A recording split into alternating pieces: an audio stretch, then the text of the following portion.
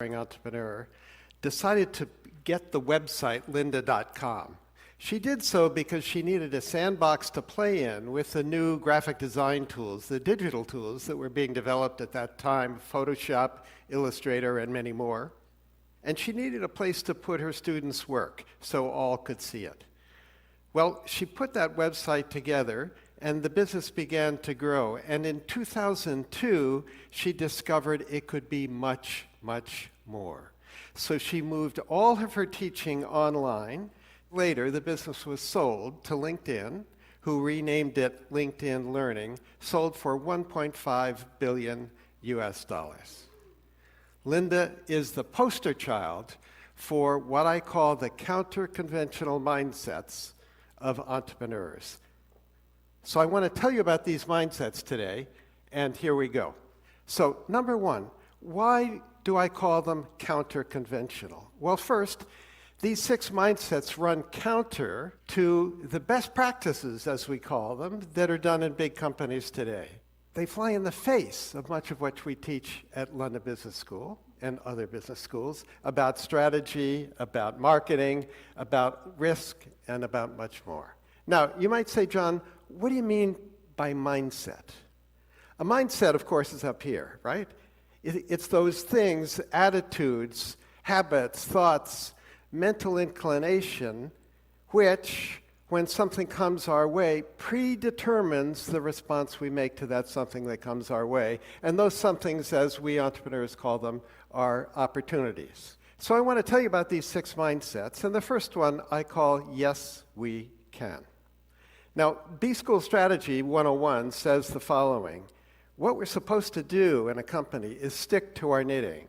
We've got to figure out what we're really good at. We call them core competencies, and we've got to build on them, invest in them, nurture them, make them more robust. And if somebody comes along and says, can you do something different that's outside of that, what are we supposed to say? No, I'm sorry, we don't do that around here.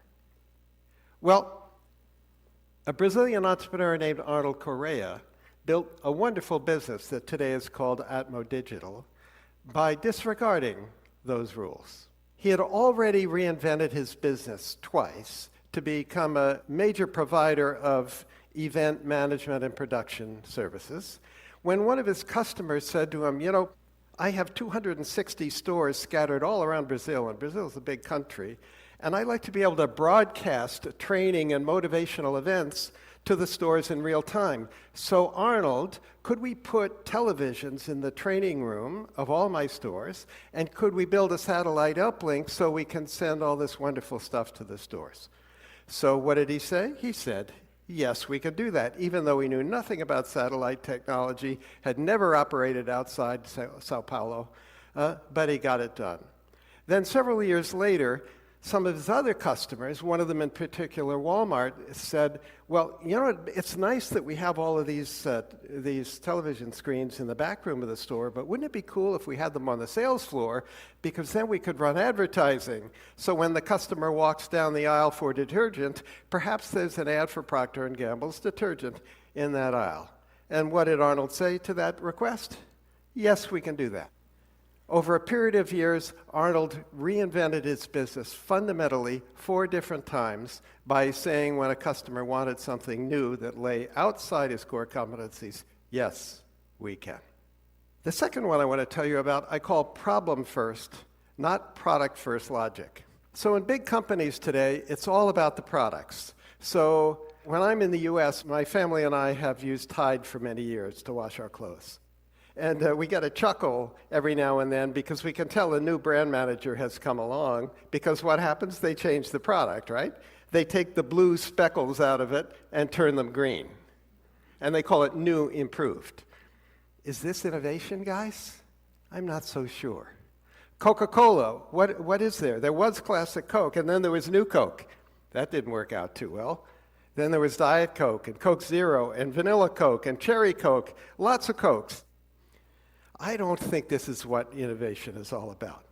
But for entrepreneurs, we don't focus on products, we focus on problems. So a guy named Jonathan Thorne developed a technology that did something very useful. This instrument you see in front of you is called a surgical forceps.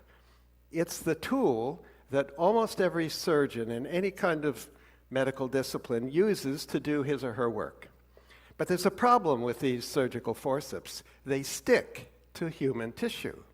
So imagine you're having a facelift and the plastic surgeon is doing the final touches, but the tissue sticks to the forceps. Maybe it's not going to look quite as good as it was supposed to look. And maybe the plastic surgeon's going to get a little frustrated and it's going to take longer to do the work. And John said, that's a problem I think I can solve with a new silver nickel alloy that he had developed. Well, it turned out the business didn't grow very fast, focusing on plastic surgeons. So he said, I wonder if there's another surgical specialty that has an even bigger problem that I could solve. And he discovered one, and it's neurosurgeons. And neurosurgeons work in two places on our bodies, in our spines and in our brain. So I hope you never have brain surgery, and I hope I never have it.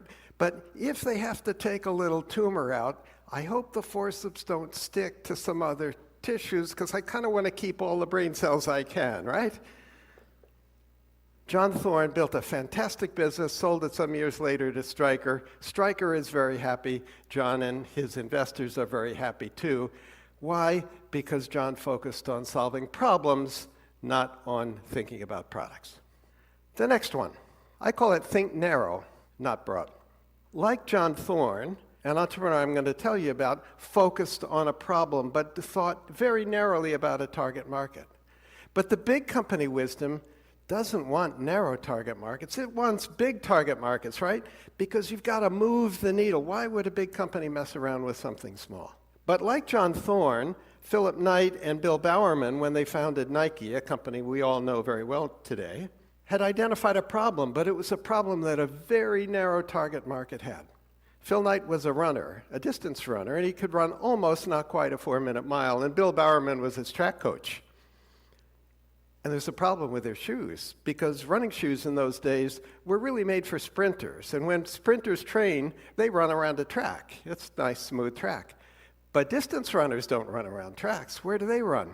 They run on country paths and dirt roads, and they're always stepping on sticks and rocks, and so they get sprained ankles. And they run mile after mile after mile, and they get shin splints. Well, Knight and Bowerman said, we need better shoes that are made especially for distance runners, especially elite distance runners who really train a whole lot. So we're going to build a better shoe that's going to have better lateral stability, a wider footbed. It's going to have a little more cushioning in it to protect against those shin splints. And by the way, if it's a little bit lighter weight, a few ounces lighter times all the steps in running a mile or a 2-mile or a marathon, it's going to make for faster race times too. So we know what happened with Nike, right? Once they developed the skills to design shoes explicitly made for a target market, a narrow one, and once they learned to import those shoes from Asia, and once they learned to get athletes to adopt those shoes, what did they do? Well, John McEnroe in tennis, Michael Jordan and basketball came next, and we know what the story is with Nike today. They're the global leader in athletic footwear and much more. Okay, the next one, asking for the cash and riding the float. Big companies today are awash in cash. Even in these tricky times we're in today, there's cash all over the place, right? Merck, in 2018, spent all this money giving money back to shareholders through stock buybacks and dividends, and they could only find $10 billion worth of R&D to do with all that cash. Is something wrong here? I think this just doesn't feel right.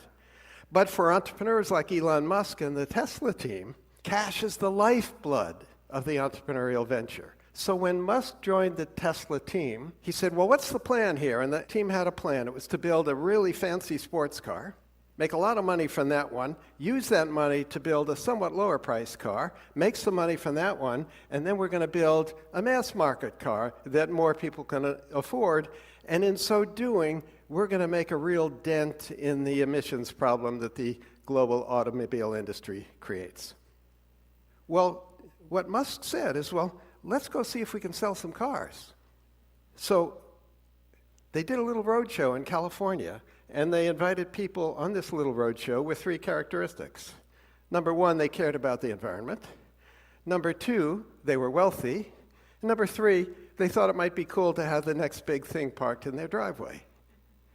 Well, guess what? They sold 100 Tesla Roadsters for $100,000 each, cash on the barrelhead, pay tonight. How much, do the math, how much money they got to start building Roadsters? $10 million in the bank, in cash, before they had built Roadster number 1. Well, that principle has carried Tesla all the way through its journey.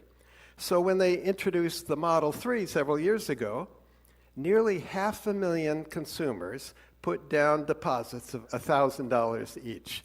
Do that math, 500,000 consumers, $1,000 each, $500 million in the bank, in cash, with which to begin doing the engineering, build the tooling, fit out the factory, and more. Wouldn't you like to build your entrepreneurial venture with that kind of business model? Okay, the next one. I call it beg, borrow, but please don't steal. In B-School Finance, we teach our students how to analyze whether a project's any good. So you figure out how much investment you have to do, and then you figure out what the cash flows are going to be going forward year after year after year for 5 years or 10 years or whatever. And then you ask yourself, well, is that return on that investment sufficient? And if the ROI is good enough, then you do the project. That's the idea. But for Tristram Mayhew and Rebecca Mayhew, his wife, who built a wonderful business in the UK called Go Ape, a treetop adventure business, they didn't think that way at all. They said, well, we want to build a treetop adventure business here in the UK. They'd seen one in France that they liked on a vacation. So where can we get some trees? Well, who's got trees in the UK? Well, it turns out the UK Forestry Commission has trees in the UK, lots of them, in all these Forestry Commission sites. And the Forestry Commission was very interested in increasing their visitor count. Well, what better way to increase their visitor count than to have a Go Ape treetop adventure course on their land? So what Tris and Bex essentially did was go to the Forest Service and say, look, or the Forestry Commission and say, look, if you'll give us a chance to build 5 of these and show you that it works, we'd like an exclusive for the rest of them for 25 years. The deal was done. Today there are more than 30 Go Ape adventure sites across the UK. There are a whole bunch of them in the US. And how did that happen? Because they borrowed most of the assets they needed. They borrowed the trees, they borrowed the loos, they borrowed the parking lots, all that stuff. All they had to do was put their kid on the trees. Pretty cool. Now, entrepreneurs and permission are kind of like oil and water. If you're an entrepreneur, you kind of know that, right? But in a big company today, if you want to get something new done, something entrepreneurial, something that's maybe a little different than the norm, you've got to pass it through the lawyers first, because there are a lot of regulations everywhere, and you don't want to do something that's going to land a top exec in jail. So it's really hard to get a yes answer to doing something that's new and innovative, and it takes a long time, but it's really easy to get a no. For entrepreneurs, however, like Travis Kalanick and Garrett Camp, who founded Uber, do you think they would have been wise to ask the permission of the San Francisco regulators, can we start a taxi company without any taxis? No, maybe not, right?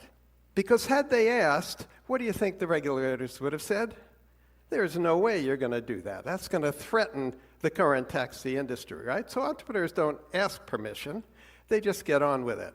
Now, I don't condone many of the things that Uber did along the journey, many of them unethical, some of them probably illegal. But the principle of entrepreneurs just getting on with it when the regulations are perhaps ambiguous or haven't sort of considered what could be done today digitally, that's when you get on with it. Okay, so I want to close with 4 questions for you. Question number 1. Which of these mindsets are embodied in you today? Maybe 1 or 2 of them already. Question number 2. Which of the others can you learn? Are these learnable? I think they are. Question number 3. Can you teach these to somebody you work with who has some challenges for which these mindsets might help?